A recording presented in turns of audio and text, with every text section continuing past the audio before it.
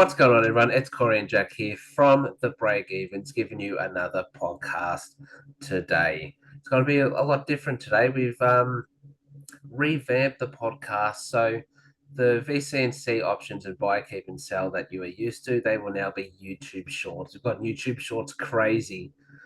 So if you haven't seen them, we do our buy, keep, sell, and avoid, our VCNC, and we've actually been doing Supercoach reviews of each game for every week. So all of that will be on our YouTube Shorts, which you can find us on YouTube at the Break Evens. You'll see our logo there. We're on the road to 200 subscribers, so make sure you subscribe to us and keep up with our content. Now, also, you can find us on Twitter at BreakEvensPod, on the road to 500 followers. We're at 439, so we're 61 away from there. So make sure you give us a follow. All of our links and stuff will be put onto there as well. And brand new, Jack, is the Break Evens Pod Facebook page. So we're going to be on Facebook. So in any super coach groups that we are in, like serious super coaches, I've always been in there and always posting stuff. It's going to be a little bit easier for you to recognize the break evens and actually be like, oh, so that's who the break evens are. Just instead of, my face there, you actually have the break evens page there. So a link is on our Twitter profile. It's pinned at the top. So if you find us on Twitter, the very first tweet you will see will be the Facebook page. So you click that link and you join, and everything we post, all the links will be there. Everything we tweet out will be on there as well. So it's just somewhere new for you to get all of our great content and news. So with that out the way, let's get into how we went last week. So it was round 8 last week, Jack. How did you go? It was. I thought I had a good week. Then I realized it was a not so good week. And then it was a good week again. So I scored 2, 3, 5, 6. I was like, yeah, that's a good week. Then I lose 4 out of my 5 leagues. And I'm like, oh, not a good week. Then I jumped 6,000 in the season ranks. And I'm like, it is a good Oh, week. lovely. So I'm at 26,543 as my Nice. season rank. Um, my risky Taranto vice captain didn't fully work out. He had a very good game, kicked 2 or 3 goals, I'm pretty sure, so it was a bit harsh. Um, but then I had the captain on Clary, which 136, you'll take that. Even though the man, the myth, the legend, Jack Zeeble dropped 179, but no one was ever going to put their captain on Jack Zeeble. No. Um, Especially under an injury cloud going into the round. just makes him even better, doesn't it? Um, Points wise, individually, had Jones get the 40, which hurts. McKenna got a 46, which hurts. Dacos an 81. Teams are starting to tag him. It's a bit worrying. My midfield was pretty good except for Luke Davies Uniac. Um, Baker, I'm expecting 50 to 60 each week from him, so he got the 50. Yeah, Luke Davies Uniac was like a 55, 59, absolutely 59, yeah. horrendous. Forwards, Cornelio a 79, which isn't the best, but and Chandler a 57, which is an off game for him. And obviously, Ashcroft had a 37, I believe. Yep. Yeah, it was an off game for Chandler because he averages about 90 at the MCG. So, um, so have you looked at trades yet this week and possible vice captain and captain? So my trades, it's changed about 50 times, but I think I'm settled. So what I'm doing is I'm trading out Liam Jones, Will Ashcroft, and Luke Davies Uniacke. Davies Uniacke and Jones have to go. Ashcroft I can upgrade, so I am. I'm bringing in is it Drury Yep. from North Melbourne? Yep. Um, just because he's cheap and he's played, can afford it.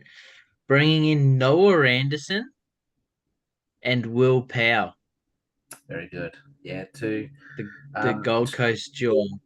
two pod selections, but two popular selections going forward. I think. Yeah, main reason, well, not the main reason, but the reason going them is obviously that buy helps a lot. Yeah. But I'm not just going, oh, they're a Gold Coast player. I'm going to select them. Noah Anderson with our Took Miller's averaging like 160, and with him he's averaging 115 for the Yeah. season. And Will Powers looked very good since he's coming from his broken leg. First couple of weeks it was getting back into match fitness and into the game, so his scores were a bit lower, but he still looked good during the game. Yep. So that's why I'm bringing him in. Yeah. And look, Lockie Weller has been confirmed out this week, so that's even better for Powell. So you'll take that. Was that all you had for um, your your team last week? My vice captain, I'm going Noah Anderson, Yep. and my captain, I'm going Clary. Yep. Nice. Solid. Um, just having a look. Oh yeah, so Gold Coast play on that Friday night because there's Right, two Friday. games for some reason. Nice. So I had a pretty good week. I'm not going to lie. I'm pretty happy with how I went. I scored 2,518, which was ranked 904th for the round. Jeez, I've jumped 2,525 ranks, and I'm now in the top 10, the top 2K. I'm 1,829th at the moment. So hit that top 1%. Pretty happy, pretty stoked.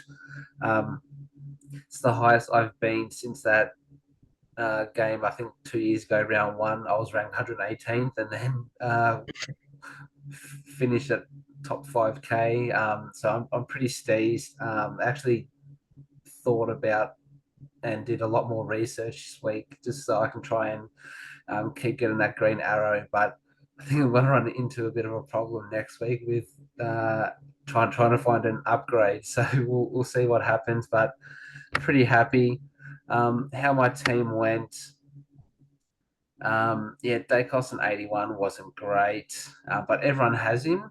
So it's, as it isn't great, it's also not a bad thing because you're not the only one. Um, Connor McKenna, I kept, which wasn't great. Um, Will Day in 84, hoping for a little bit more from Will Day, but I'm going to have to keep him.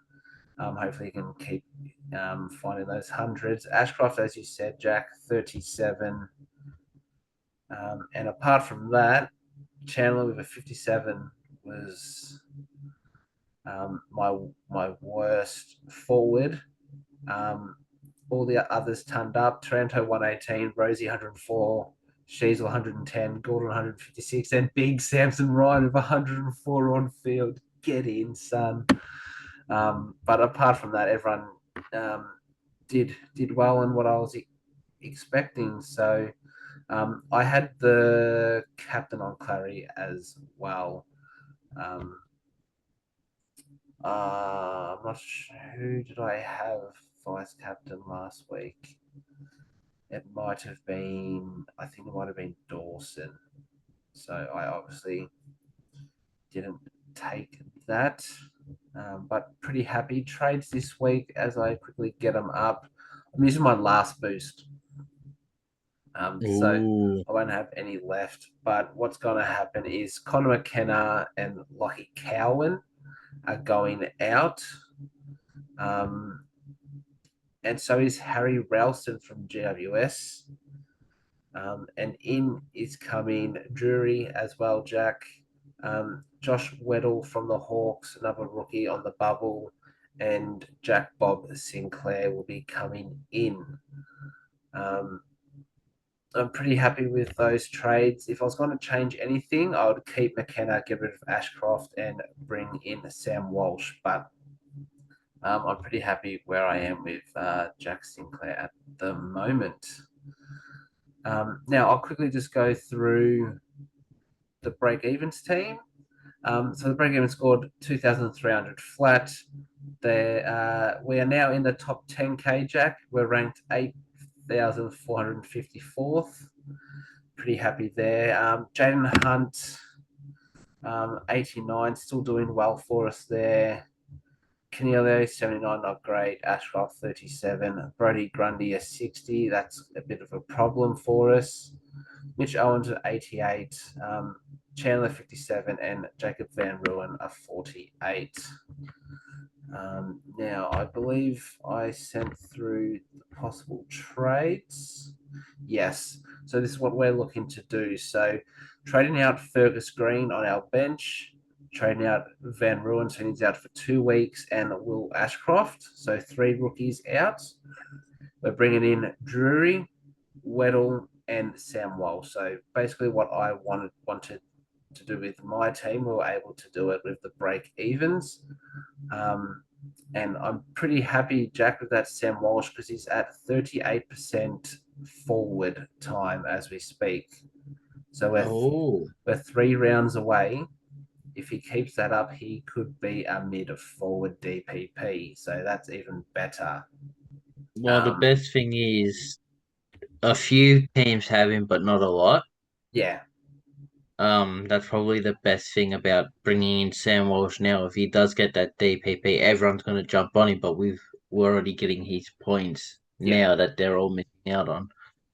yeah. Um, so that'll be interesting. There's another big name looking to get forward status as well. Um, in the name of Max Gorn, he's at 36 or 37% as well. So Get him um, in.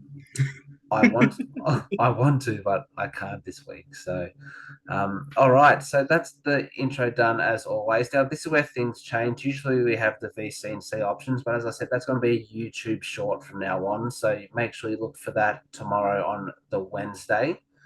But now we're going to go through our discussion. So we had two discussion points for this week.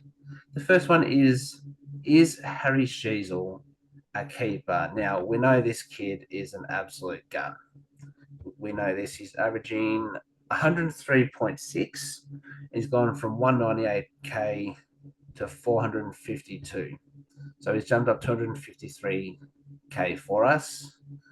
I think the one score under 100. So, um, Jack, what are your thoughts? Is Harry Sheasel a keeper? 100%. Nothing under. Like you said, only the one score under 100, which I had written down. Which was a tag, and he was forced to move position. Got to remember that. He hasn't been tagged since, and he's doing his things. My thing here is, why would we sell a player who's fit and averaging over 100 consistently with all the injuries that are going on? And this is a guy that we got in at what was it, 195K, 198. 198K. Yeah, Like, that's just no one was expecting it, and two, it's just an amazing pickup before round one with us not having to worry about a trade with him. Now, obviously, the only thing that is in the air for me is if he starts a slope, then that's when the discussion really comes in. But at this moment, I reckon it's stupid to be selling him. I reckon he's a keeper, either in your defense or forward line. yeah, 100%. Um, So if we just go by average, he's the sixth highest averaging forward right now, just behind Jeremy Cameron and Darcy Cameron, who Cameron hasn't played for a while, but could be back next week, which is very good. So average 103. So yeah, top six there. And if we go defenders, he is sixth as well, just behind Tom Stewart. And just ahead of Lloyd. So, um, yeah, he's top six at the moment, so I don't see why not. So, what I've put, Jack, is at this stage, Sheasel is 100% a keeper, has gone 100 plus each week except for one. And as you said, that was a tag. But also, he was playing through a corky that game as well. The week before, he copped that cork to his thigh. Then he wasn't sure if he was going to get up. He got up and then copped a tag. Um, Now, recently, Aaron Hall has come in, and that didn't change a thing at all. He has the And Aaron role. Hall's gone out, and it hasn't changed at all. Yes, he has the role, and he usually uses the ball at a pretty good rate. Being young, he's going to make a few mistakes here, but that's okay. The one thing we do need to worry about, though, is will he get rested at some stage? Being young, you don't want to burn him out too quickly. Um, you know, we saw last year Craig McRae was sort of talking about Dacos. He needs a bit of a rest. We don't want to burn him out. But he kept getting up for games and he kept scoring well. So could Sheasel be the same as Dacos, or is Clarkson going to take that, um, that I guess passive um, mentality with Sheasel and give him a rest soon? Or will he hit the dreaded rookie wall? Usually, first year rookies they hit a wall, because they get gassed out. And if he hits that wall and stays in, that's that slump that you were talking about, Jack. He might keep going down. Um, Now, the best case scenario for us is we keep him till his bye. So, unfortunately, he has the last bye, which is probably the worst one, that round 15. But if he can keep going 85 plus up to round 15, so the next, 6, 7 rounds, if he can do that, he's not going to drop too much cash. He'll still probably be around 400K. So really he's got to make us 220, 210K off from starting him. If we can get to that buy, he has the week off anyway, and we can reassess there depending on who's cheap and everything like that. But I think for now, 100% Sheasel is a keeper, but obviously just keep an eye on his role, and if Clarko is looking to give him a little bit of a rest. Very good. Anything else to add on Sheasel before we move on to the next discussion? No, No, awesome. So the next one is going to be about the buys, and it's, are we planning for the buys and should we be planning for the buys? So Jack, are you planning for the buys? I mean I'd say a little, A as little. much as I mentally and physically can. Without Supercoach Gold, obviously I'm at a big disadvantage, and then if I'm there to try and figure out which players have which buy, going through like the AFL app, my brain's fried and I just give up after the second buy this year.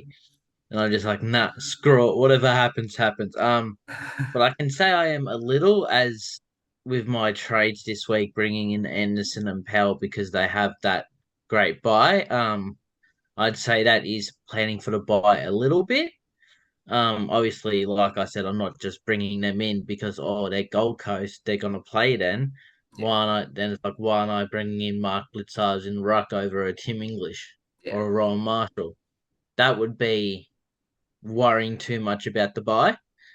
Um, so I'd say I'm planning as best as I can, but it's not. It's like the buys every year. I have two stinkers and one good one. Even though this year there's four buy rounds, so it's like I might be a 2-2 split. But I'm more planning after the buys, trying to have a strong end of the season, which I didn't last year. yep, yeah. I've had a look. I have Supercoach Gold, so I've had a look, and could be in a bit of trouble at the moment. So yeah, look, as I just said, I had a quick look last night and could be in some trouble for a few of the buys.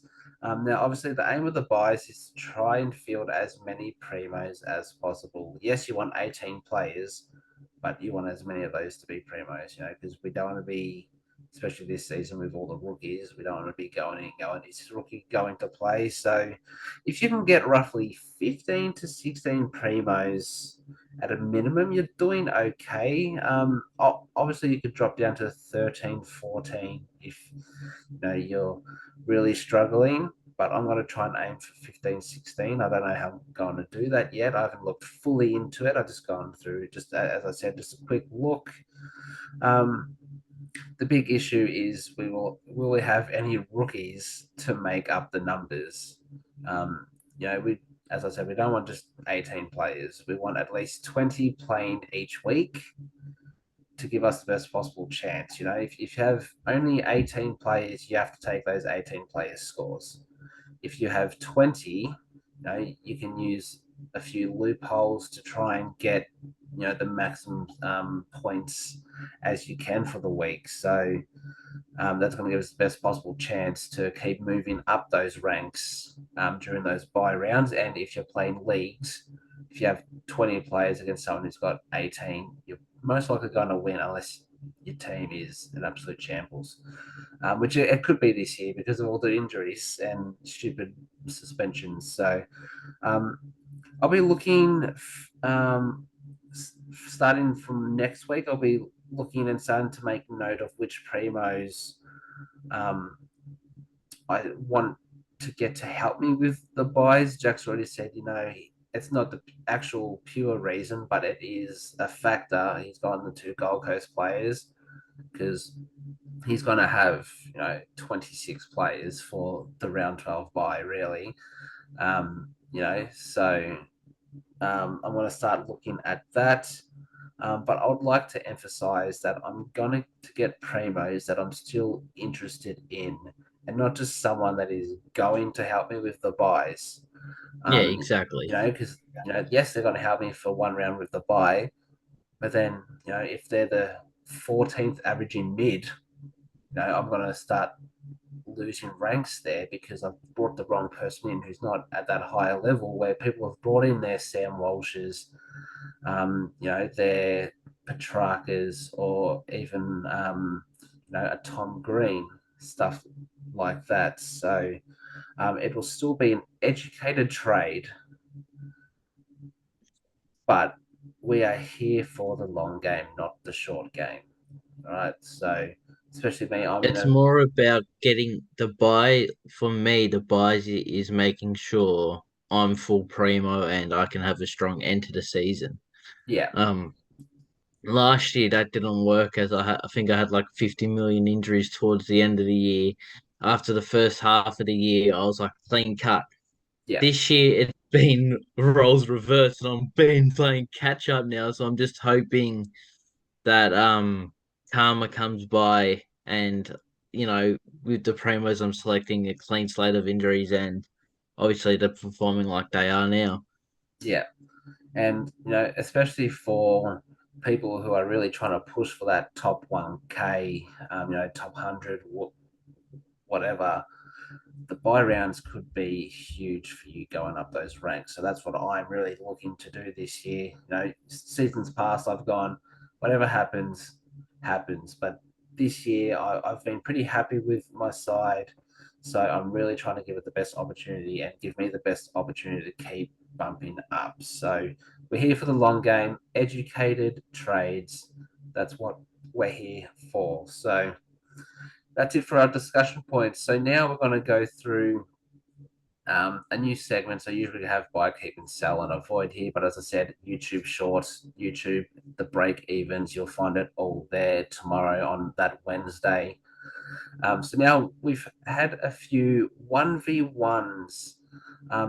We've basically gotten 2 to 3 players around the same price, around the same average that are providing value at the moment. And we've sort of given pros and cons for each and then given our final verdict each. So we're going to go through that right now. All right, so the first 1v1 is Andy Brayshaw from the Freo Dockers versus Callum Mills from the Sydney Swans. Would you like to go first with this, Jack, or do you want me to? I'm happy to go first on this one. All right, what's your thoughts? So the pros with Brayshaw is he's got a more consistent role at the moment, and he looks like he's finding bit of consistent form over the last few weeks. Obviously the first 4 or 5 rounds, Sarong came up averaging like 140, and he's there like, well, what do I do? This man's taken over. He's that guy. Um, but he's looking like he's finding a bit of consistent form over the last few weeks, and he's shown he can go with a big score of 149 last week. His cons is, like I said, he's been inconsistent, and we're looking at Sarong if he's going to be taking majority of points from him going forward. Yep, Um, with Callum Mills, his pros are he hasn't had a score under 80 yet. He's a very good ball user. Some say he's the best ball user in the comp, which that's Josh it's Dacos. it's a good point. He is one of the best. And he's a known consistent scorer previously. His cons is roll, Yeah, roll, roll, roll, roll, roll. He's been playing everywhere this year. He's played full back, he's played back pocket, he's played half back flank, he's played centre half back, he's played wing, he's played a little bit of inside mid, probably played half forward, he's probably played forward pocket, he's probably played key forward, and he's probably played ruck at some point. Who knows? Um, Another problem or con with Mills is this week he had his best CBA percentage for a game at 63%, and he just got 100 against Collingwood. So my choice is I'd go Andy Brayshaw. I just feel it's a safer pick role wise, and he looks like he's hitting some consistent form where with Callum Mills, sadly, it's is he going to be put full back this week? yep, And it's how many CBAs is he actually going to get? yep. So practically blame horse, and I'd choose Brayshaw. Yep. You've basically touched on a lot of things that I said, so I'll quickly go through mine. So, Andy Brayshaw at the moment seems to have the higher ceiling, which is what you spoke about, Jack, but he has the lower floor. So, we've seen him drop, 50s, It 60s. I Um, kind of talked about it as well yeah, with Mills not with going under Mills. 80. Yeah. Now, a couple of things. He has wasted the pill by foot this season. And uh, Long Muir came out a couple of hours ago and said that Brayshaw's actually had a knee niggle. Um, and last week and the week before, he started to feel good in it again. And I'm pretty sure he got close to a ton last week, if not just scraped in. And then the big 149 last week. So that is looking good. With Mills, as you said, Jack, Roll has not been there. Pretty sure I saw him running drinks a couple of weeks ago. He's doing everything. He's Clean, doing all the odd jobs. yeah, cleaning everyone's jumpers and making sure that everyone's um, drink bottles and stuff are all clean and washed. So They got Jordan special stuff. it's just a great clubman, really. But the last few weeks, seen a bit of a role change, and as Jack alluded to a little bit, more CBAs in the last couple of weeks. Now, um, you could say that could be because Tom McCartan's been back, so he hasn't had to play full back like he did that one week against Hawkins. Um, So yeah, it's just mainly roll. My verdict is if Mills keeps that mid roll, then we know he can go massive. But at the moment, I think Brayshaw is the safer option just because of that roll. And if he is over this knee niggle, then we can start to see the Andy Brayshaw that we were expecting. But just be prepared to ride a little bit of a roller coaster with Brayshaw. He'll go 4 good weeks, and then he'll drop that 60, but then he'll go 2 good weeks, and then 2 bad scores, and then 4 good scores again. So it's just up, down, ride in that roller coaster. So it's Brayshaw for me as well. The next one, Jack, is looking more into our defense, and we've got three options here. So we got Jack Bob Sinclair versus Samuel Doherty and William Powell. So, what are your thoughts on these guys? So this got a bit tough because I don't pay much attention to the Saints, so I don't have much on Sinclair.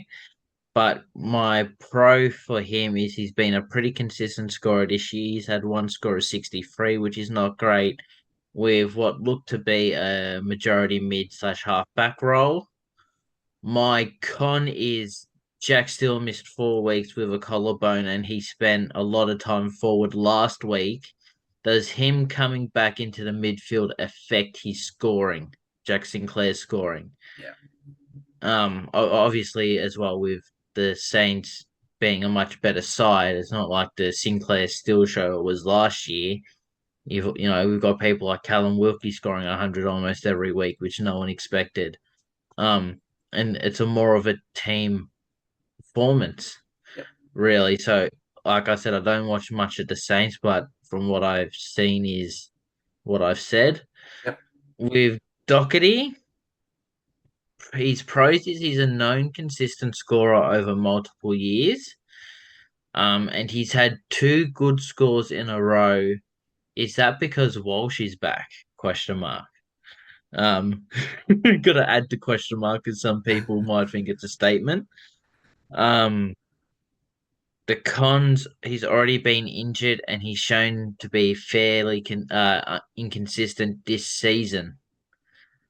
My Will Powell pros is he's been pretty consistent through the year. Like I said earlier, his first few weeks were a bit up and down, coming back from injury, getting match fitness, but he looked good in those games. And the last few weeks with huge scores of 125 and 143 as a back pocket, as they like to call him, a back pocket plugger. Um, he's been taking kick-ins, using the ball very well, and a massive pod.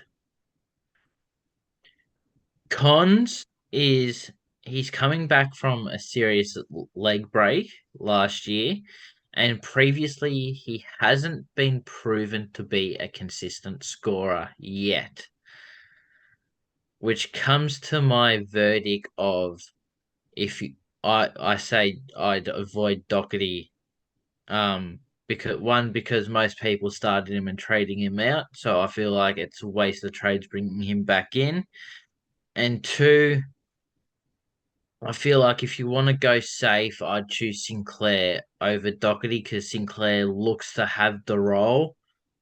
Um, but if you're looking for a pod and to go risky, I'd go Will Power just to help.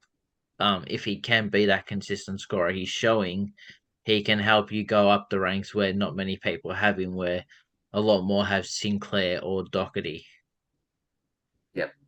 Perfect. Yeah. Um, we seem to be on the same wavelength a little bit here. So for me, Sinclair, as Jack said, has been the most consistent out of the three, going at a low score around those 90s. Obviously, he had that one really bad 63, but he's consistently hitting that ton, which is what we need. Doherty did have a shocking start with Walsh out, and then when Walsh came back, Doherty was out that week with an injury. So since coming back, he's found a bit more of the pill and playing off that half back where before in a previous podcast I spoke about he was that half a kick away from the contest where now he's that full kick, so he could be getting a few more marks, a few bit more off the ball. And he actually had a spike in CBAs with 25% and 31% in the last couple weeks. So he's around that contest more. He's not that half kick. He's either in that contest or is that kick away looking for that intercept mark. So that's looking promising there. And Powell has the best role out of the three, in my opinion, playing off that half back and is the main guy with the kick outs. Pretty sure he got 8 or 9 last week and he played on from 94% of them. So As we've seen with Dacos, it's a friendly role. Even if you're not getting enough of the pill around the ground, you can still get those easy kick out ones. So my verdict is pretty similar to Jack. The safer option and my option this week is Jack Bob Sinclair. But if you're feeling like a pod, I do like Powell due to his role, and he's only in 1% of teams. And especially this week, as I said earlier, Lockie Weller is out. But keep an eye on Doherty, as we know what he can do when he has that right role and does get going. He's that 115 to 120 averaging player. So I wouldn't completely rule him out for now.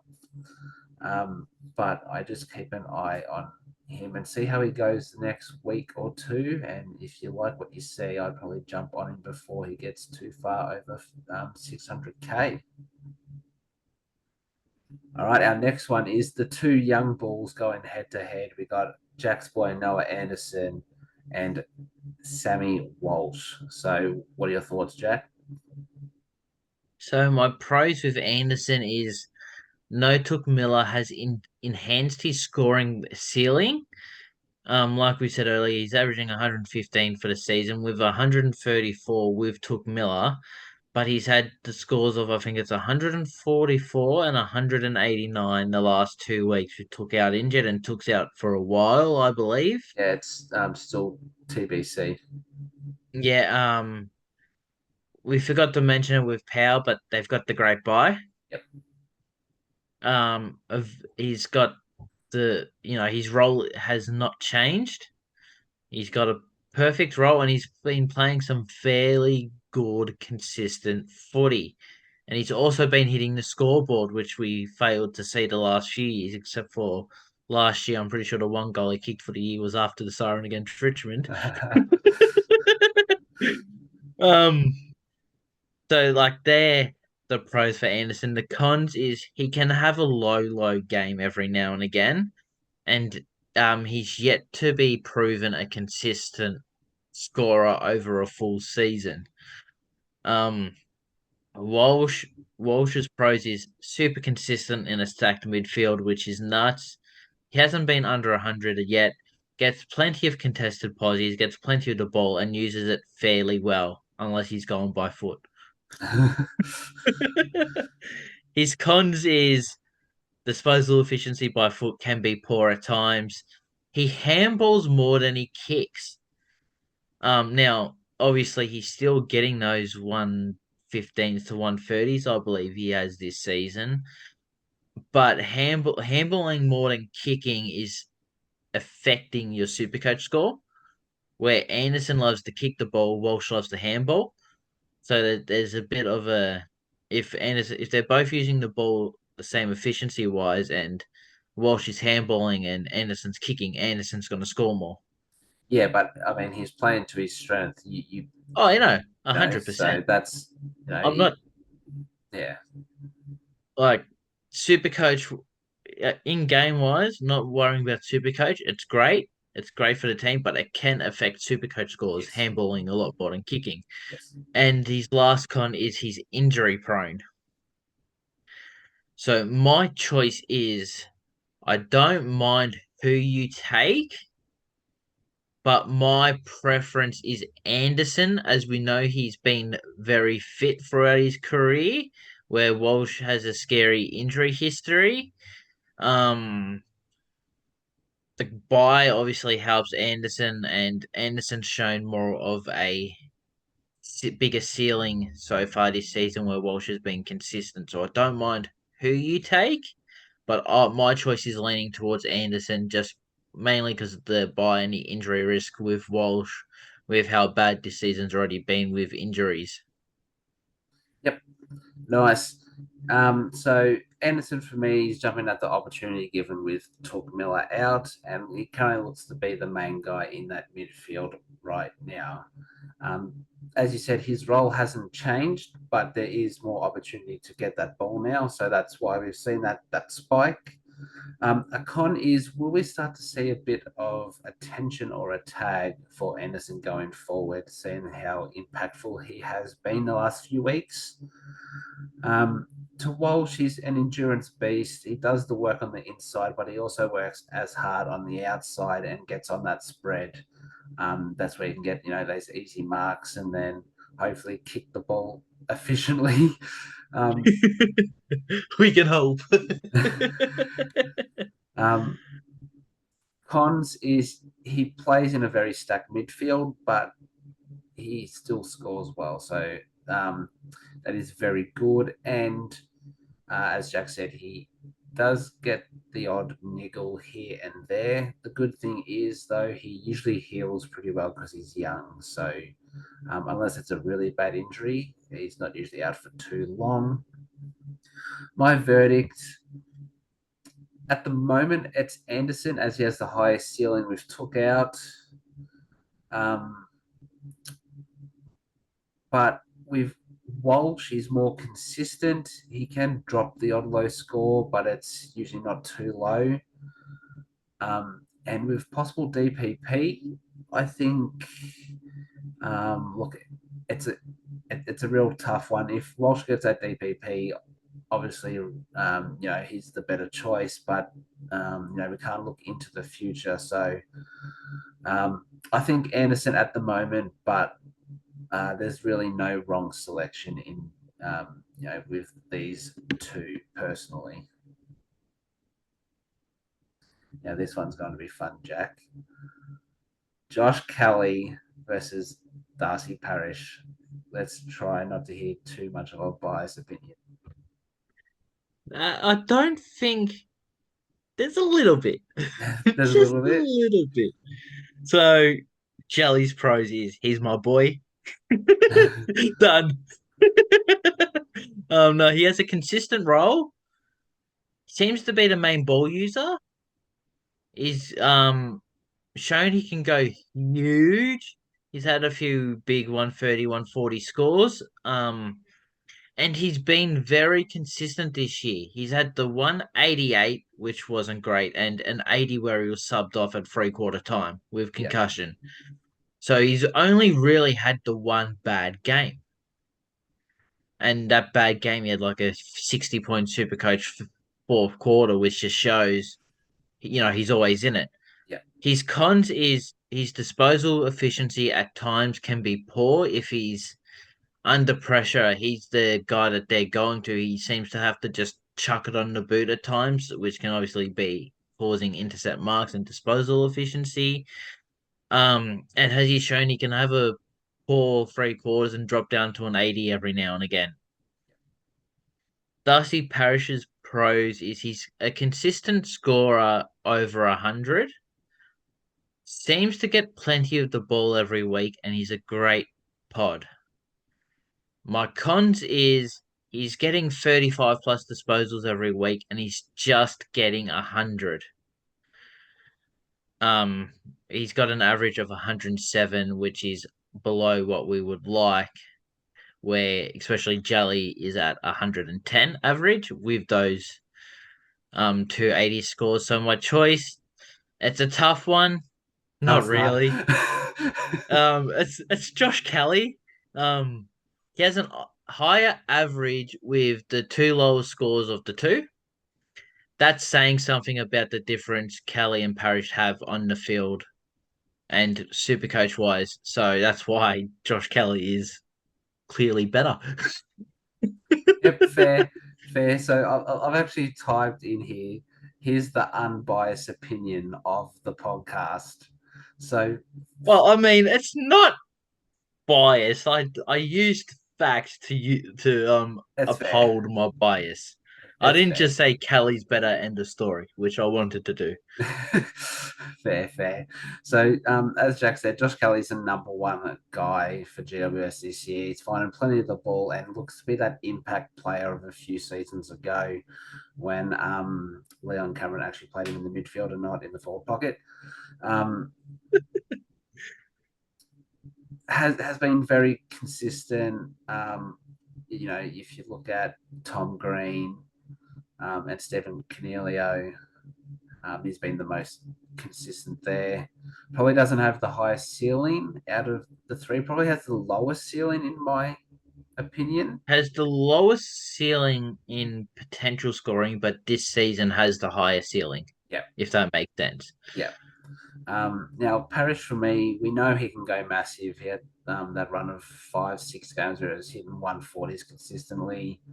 Um, he has been the more consistent out of the two with two scores under 100. I'm pretty sure they're both in the 90s. Now, obviously, one of Kelly's was a concussion of 3/4 time where he was obviously going to hit that ton unless something happened. But we can only go off of what has happened What so we have. far. Now, obviously, the con for Parrish is he has gone through a few injuries over the last 2 seasons, so that's really the only thing that's going to impact him. My verdict, Jack's probably not going to like it, but I think Parrish for me, only if he stays healthy, which it feels weird saying when the other person is Josh Kelly. Um, but the reason being is the Bombers have the slightly easier fixture in the next 5 games. So he really has a real potential to go um, big there. So we'll move on to the next one, which is Jared Witts versus Shrek Darcy. So my Wits pros is he's super consistent. He's actually a very good ball user. And it's like you get what you see with Wits. He's never really going to have a poor super coach week. He's going to hit what you expect every week. And his last pro is he's got the great buy. Yeah, His cons is he looks to be getting tired in the second half, having general soreness and being overworked. Um, Shrek Darcy's pros, he's got the giant ceiling, and apart from last week, he found some consistent scoring. yeah, After that 41, I believe it was. His cons is super inconsistent, and it's a scary prospect having him in your side. I mean, personal experience, but also just thinking about it, you don't know what Shrek Darcy you're going to get each week. yeah, It's very, very scary. So with that, my choice is Wits. He's a safer pick, and he's more consistent scoring with the great buy. Obviously, we need to watch out for him being overworked because Gold Coast are in like close games in the fourth quarter, and Shulchu's making him run out the whole fourth quarter, which obviously doesn't help his aging body. yeah. But I would say Wits is the safer pick. Yep, nice. So I've got ever reliable wits. Only gone under 100 twice, but both of them have been 90s. He's recently come back from back injury. So that the first game back, I think, was one of those games under 100. But he's as consistent as ever. Shrek has the ceiling and has showed this very recently with 4 scores over 125, but has the potential to drop that odd 40 like he did in round 2 against the Roos of all teams. How do you score 40 against the Roos and they weren't even playing Todd Goldstein? How, how does that happen? You know, you're basically going up against Jai Simpkin on like Yeah. um so saying that, my verdict with all the injuries we have had this season, yes, Wits has just come back from one, but it was just a small niggle and they were just playing it safe. I think the safer pick is Wits. You may lose some points here and there on the matchup, but I don't know about you, Jack, but I'd take the consistent 110, 115s over two 125s and then a 60 every 3 rounds. So Oh, Wits definitely. for me. Now let's get into the last one, Jack, which is Stephen Canelio versus Zach Butters.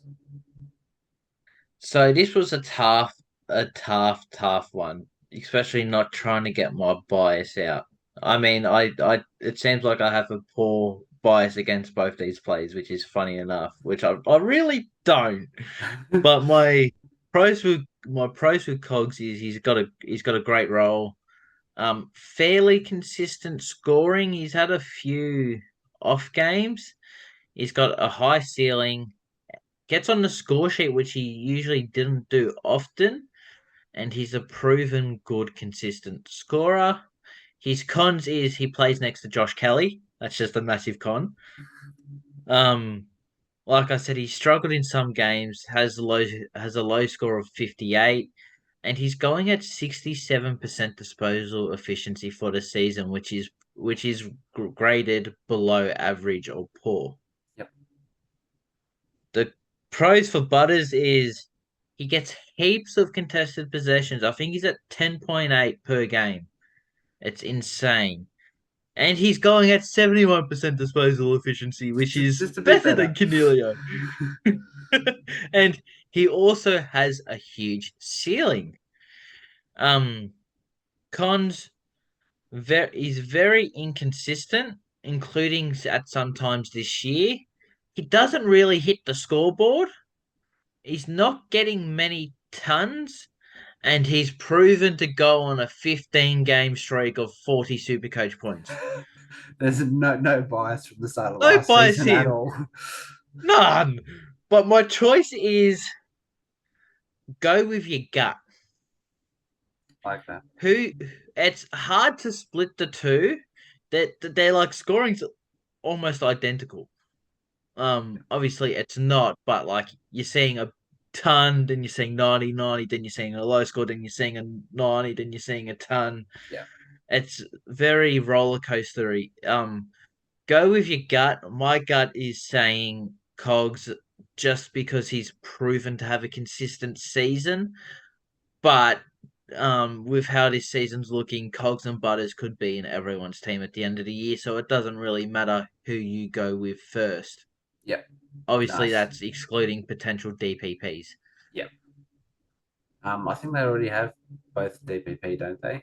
Or does No, I'm Butters talking not? about I'm Oh, talking about like players. the Yeah. likes of Walsh and Gorn could go in it, and it's Yep. obviously you don't get either of them. Yep. You get Walsh and Gorn, Yeah. No. but Okay. Yep. excluding the what could be's, if we're just looking at who the forwards are at the moment, you these two could easily be your D5, F5 and F6, not Yep. D5. Fuck me.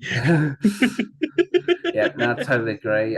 So for me, Cogs is at tremendous value compared to what he's doing at the moment and what he can do. We know he can go 110 plus. He did it last season. Um, we have seen glimpses of this, but as Jack said, his disposal efficiency has let him down on a consistent basis. Also, but he has the right role. It's just him converting and making the right choices. That is the problem at the moment. For Butters, he has the hot hand at the moment and seems to be getting more CBAs as of late. We've seen this before in previous seasons, but then Hinkley's gone, you know what, you're going to play forward for the next 6 rounds, or you're going to play wing, where his scores are going to vary depending on if he kicks 3 goals or not, which is annoying because it's sort of like Bevo and Leon Cameron of the last few years. So personally, my verdict is, and I've put here, Jack, probably the toughest comparison of this podcast, I would Yeah, say. But I think I'm going Butters, if I'm being honest, just because at the moment his role is there and so is his output. Um, and Cogs me, he just has that lower floor. We can see those 50s to 70s. He scored 79 last week. So because he has that and we see it probably a bit too often than what we would like, I think I've had to go Butters. So that's it for all of our 1v1s for this podcast. And that's going to lead us to Jack's favorite segment of the podcast. And it's going to be a huge one, and that is the Aiden Bonner Club.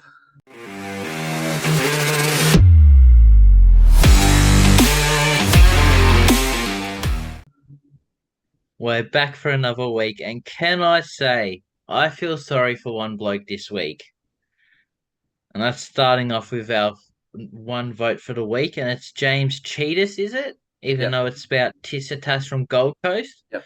Score of 13, like, that's the biggest score we've seen get a vote.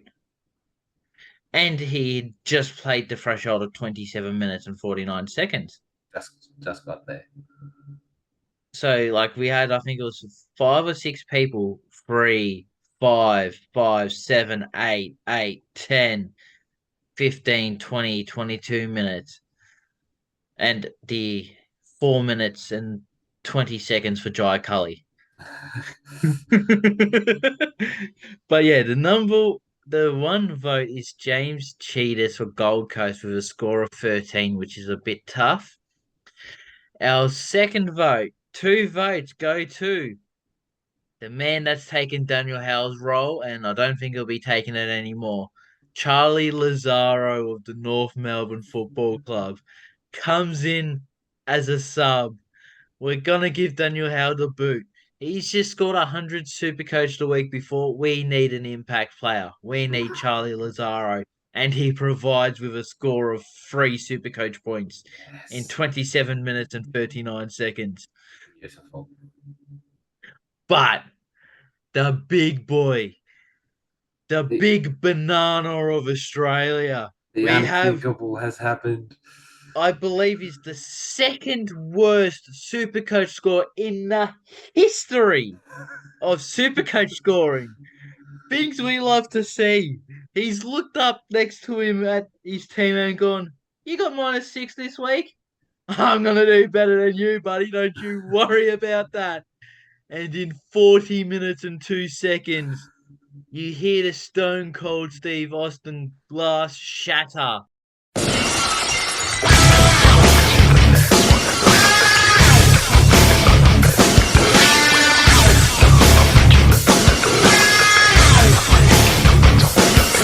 And it's Noah Cumberland walking out to the ground and scoring a whopping -12 Supercoach points, then being subbed off. Yes. That is absolutely outstanding. I think it was just last week where we were like, we've seen -6 again. We didn't think we'd see it a second time. Then you're like, oh yeah, watch, we'll double it next week or something like that. And Noah Cumberland's gone, hold my beer, buddy. I got you covered. My reverse psychology has worked. Which, changing to our leaderboard, we actually do have a change this We week. do. So, you'll notice there's a bit of a pattern, and it includes our teams. In third place from the Collingwood Football Club, he hasn't played for about 4 weeks due to injury. So we got Daniel McStay with -2. Yes. The Pies are up there. Top three. Top three in the ladder and the Aidan Bonner Club. Can you get a better start? Mate, I don't think so. mate, we're top of the ladder, all right? Not Yeah, top yeah, yeah, three. but Not top three. We're top. Aidan Bonner Club, you're not top. All Yeah, right, no, you got to remember that. We're counting both. You're top three in both. Yes, you're top in one and you're third in the other. So if we go in the middle, you're second. all You're not right, top. fair, You're fair. second. Where are you And guys then? and talking about second, we have Riley Garcia and Tyler Sonzi of the Western Bulldogs in the Richmond Football Club with -6 and obviously as well 3 votes. I And can't then believe it. top of the ladder, the top, we have from the Richmond Football Club, Noah Cumberland with -12 Supercoach and 3 votes. It's And to be fair, you can thank Tyler Sonzi because if it wasn't for him, you wouldn't be in the top three. true, Because true. Bailey Humphries, they're like, hello, I exist, I got -3. But you didn't get the 3 votes. Fair, fair. Well, Jack, I think it's only fair to say I don't think anyone's going to beat -12. I do. Aidan Bonner's a test this week. He's back. We know what that man can bring out. That's if he's selected, of course. Well, yeah, he has to be selected first. So. The only time North Melbourne's won is with Aidan Bonner in the I team. mean, Yeah, if Lazaro keeps going. Bonner might be shoe in, but Well, if Lazaro gets another week, he might be in the votes again. well, on that note, Jack, I think that's going to end the pod. Do you have anything else quickly you want to add, or are you happy? um, I don't want. What's my hypothesis for this week? If Noah Cumberland can get -12, we can surely get a top score of 2,700 this week. Oh, I like it. Two That's that's seven. not just that's not just us. That's just as a community as a whole. Big Uh, week coming. I'm calling it. you've heard it here. To win the 1K, you have to score at least 2-7. And I have like Noah it, Cumberland. and have Noah Cumberland who's going to go -40. All right, That well, just brings you down to 2-7. yeah, true, true. You are on for 2-8, but unlucky. Get him. All right, well, that's going to do us for tonight's podcast. Thank you for watching and listening on YouTube, Apple Podcasts. Don't forget, you can find us on Twitter at Breakevens Pod on the road to 500 followers. Give us a follow there. You'll find all of our content and our links in there. And on YouTube, you have this podcast going up on the Breakevens and our YouTube Shorts. If you've gotten this far, make sure you listen to our YouTube Shorts. We're going to have our buy, keep, sell, and avoid there, and our VC and C options, which is very important going into round 9. And also, as I said at the start, don't forget we're on Facebook now. So search the Break Evens Pod on Facebook and you'll find us there. Or if that's too difficult, you can go to Twitter, click on our profile, and the first tweet there will have the link to the Facebook group. So give us a like and a follow there. And all of our links and everything will be sent there as well. So on that, thank you again for watching and listening on Apple Podcasts and on YouTube. Good luck for round 9. And until next week, it's bye for now. See ya.